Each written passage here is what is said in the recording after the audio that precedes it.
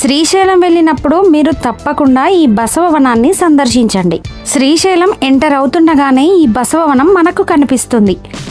శ్రీశైల మల్లికార్జున స్వామిని దర్శనం చేసుకున్న తర్వాత చూడవలసిన ప్రదేశాలలో ఈ బసవవనం కూడా ఒకటి. చెంచులక్ష్మి ట్రైబల్ మ్యూజియం పక్కనే ఉంటుంది ఈ బసవవనం. ఈ బసవవనంలో దక్షిణామూర్తి విగ్రహం ఎంతో అద్భుతంగా ఉంటుంది. భక్తులు సేద తీరడానికి, ప్రకృతి ఒడిలో కాసేపు గడపడానికి శ్రీశైల దేవస్థానం నిర్మించిన ఒక అందమైన ఉద్యానవనం ఈ బసవవనం.